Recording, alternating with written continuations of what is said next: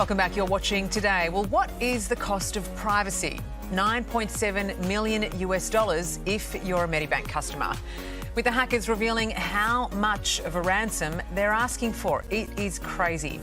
For more, we're joined by Minister for Aged Care and Sport, Annika Wells, and Deputy Editor of the Daily Telegraph, Anna Caldwell. Good to see you both.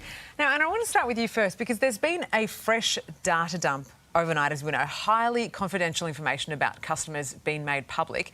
It feels like not that long ago we were talking about the Optus hack, but this feels particularly icky. It's terrible. It's absolutely terrible. I mean, we've had a massive wake-up call here of just how exposed Australia is to these data breaches and really how unprepared we are, how fundamentally unprepared we are.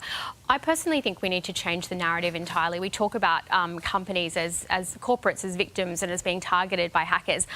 I really think we need to move to a stage where corporates take entire responsibility for this. And so if they get hit by hackers, essentially it needs to be their fault. They need to have that level of responsibility for people's data. It needs to be their base level requirement because, you know, this is just too much for, I think, the average Australian mum and dad to have to deal with. And I think that's key, is the word responsible. You know, we talk about this responsibility that the corporate giants should have, Annika. Medibank has rejected the ransom payment. They're flat out saying they're not going to pay it. But now that exposes the vulnerable customers of theirs, the Aussies out there, and they may be exposed to having to pay a ransom. I mean, that's not good enough.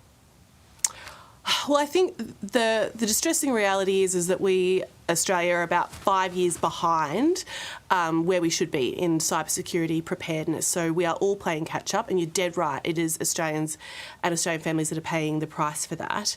It is the Australian government advice not to pay the ransom, and that would be my message to your viewers out there.